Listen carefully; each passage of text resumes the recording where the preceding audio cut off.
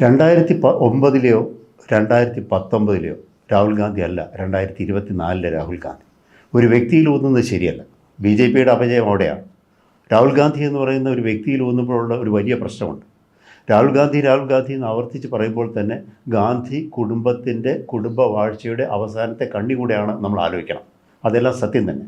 പക്ഷേ നാം ശ്രദ്ധിച്ചു നോക്കിക്കഴിഞ്ഞാൽ സോണിയാഗാന്ധി ആണെങ്കിലും കൊള്ളാം, രാഹുൽ ഗാന്ധി ആണെങ്കിലും കൊള്ളാം, രണ്ട് പേരും അധികാരത്തെ ഇത് തങ്ങൾക്ക് വേണ്ട എന്ന് പറയാൻ ധൈര്യം കാട്ടിയിട്ടുള്ളവരാണ്.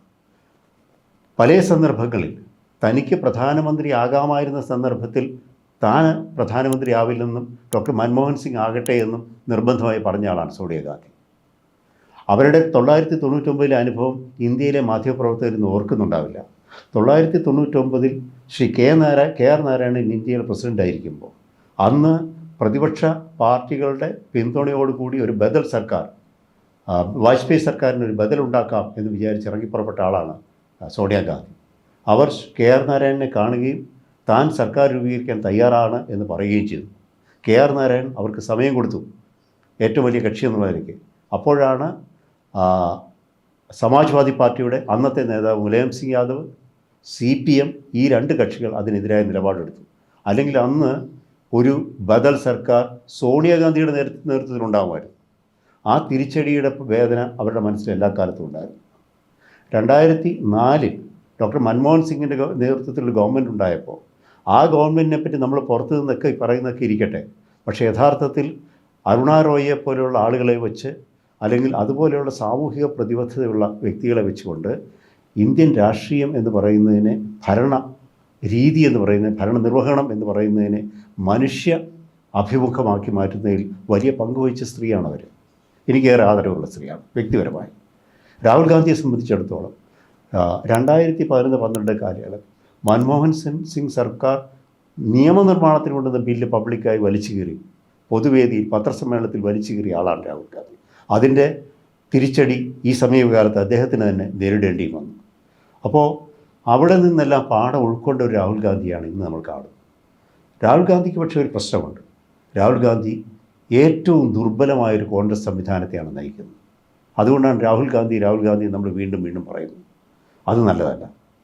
കോൺഗ്രസ് ഉറച്ച സംഘടനാ സംവിധാനത്തിലേക്ക് നീങ്ങിയില്ലെങ്കിൽ ഇന്ത്യയിലെ ഏറ്റവും കുത്തഴിഞ്ഞതും ഏറ്റവും മനോഹരമായ സംഘടനാ സംവിധാനം കോൺഗ്രസിൻ്റെതാണെന്നാണ് ഞാൻ വിശ്വസിക്കുന്നത്. മനുഷ്യൻ അവിടെ നിന്ന് എന്ത് വേണേൽ വിളിച്ച് പറയാം. മനുഷ്യൻ അവിടെ എതിർക്കാം, പറയാം, അടിച്ചമർത്തപ്പെടാം, തിരിച്ചു വരാം. മറ്റ് പല പ്രസ്ഥാനങ്ങളിലും അടിച്ചമർത്തപ്പെട്ടാൽ തിരിച്ചു വരവില്ല. കോൺഗ്രസിനുള്ളിൽ അടിച്ചമർത്തപ്പെടാനും തിരിച്ചു വരാനുമുള്ള സ്പേസ് ഉണ്ട്. അതാണ് ജനാധിപത്യം, അതാണ് ആഭ്യന്തര ജനാധിപത്യം. ആ ജനാധിപത്യം ഏറെ പാലിക്കുന്നൊരു പാർട്ടിയാണ് കോൺഗ്രസ്. ഇനിയുള്ള ഇപ്പോൾ അവരെടുത്തിരിക്കുന്ന നിലപാടെന്താണ്? മമതാ ബാനർജിയെ പോലെയും അഖിലേഷ് യാദവിനെയും പോലെയുള്ളവർ അധികാരം പിടിച്ചെടുക്കാനാവുമോ എന്ന് നോക്കണം എന്ന് കോൺഗ്രസ് നേതൃത്വത്തോട് ആവശ്യപ്പെടുമ്പോൾ കോൺഗ്രസ് നേതൃത്വം എടുത്തിരിക്കുന്ന തീരുമാനം വേണ്ടാമെന്നാണ്. ഇപ്പോൾ വേണ്ടാമെന്നാണ്. അവർ പിന്നോക്കം വലിഞ്ഞു നിൽക്കുകയാണ്. എന്തുകൊണ്ടാണെന്ന് വെച്ചാൽ അങ്ങനെ ഒരു ഹോച്ച് പോച്ച് അറേഞ്ച്മെൻറ്റ് എന്ന് പറയുന്നത് പലപ്പോഴും ഇന്ത്യയുടെ ചരിത്രത്തിൽ, പ്രത്യേകിച്ച് 80-കൾ 90-കൾ ഇപ്പുറത്ത് നമ്മൾ കണ്ടതാണ്. അതിലൊക്കെ എന്താ സംഭവിക്കാം. ചന്ദ്രശേഖരനെ എങ്ങനെയാണ് വലിച്ചതായിട്ടെന്ന് നമുക്കറിയാം. അത് കോൺഗ്രസ് ആയിരുന്നു. അപ്പോൾ അത് തിരിച്ചും സംഭവിക്കാം.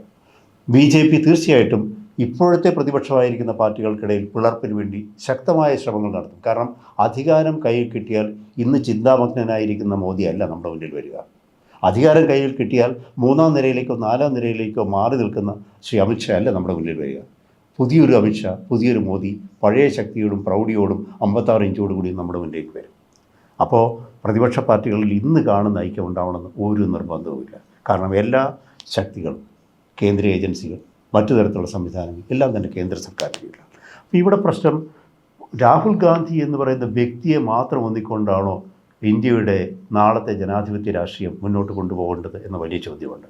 പക്ഷെ അതേസമയം ഈ മുഹൂർത്തത്തിൽ, ഈ സന്ദർഭത്തിൽ രാഹുൽ ഗാന്ധി എന്ന് പറയുന്ന വ്യക്തി ഒരു ചിഹ്നമാണ്, ഒരു വ്യത്യസ്തതയാണ്, ഒരു വ്യത്യസ്ത സമീപനമാണ്, ഒരു വ്യത്യസ്തമായിട്ടുള്ള സാമൂഹിക സ്പർശമാണ്. അത് തിരിച്ചറിയാൻ ഇന്ത്യയിലെ രാഷ്ട്രീയത്തിനും മറ്റ് രാഷ്ട്രീയ പ്രസ്ഥാനങ്ങൾക്കും ജനങ്ങൾക്കും എന്തുകൊണ്ടോ കഴിഞ്ഞതുകൊണ്ടാണ് നമ്മൾ ഇന്നിവിടെ എത്തിയത്. അത് മാത്രം കൊണ്ടാവില്ല. രാഹുൽ ഗാന്ധി തന്നെയാണ് തീരുമാനിക്കേണ്ടത് ഏതുതരം കോൺഗ്രസ്സാണ് തനിക്ക് വേണ്ടത്. ഈ രാജ്യമല്ല.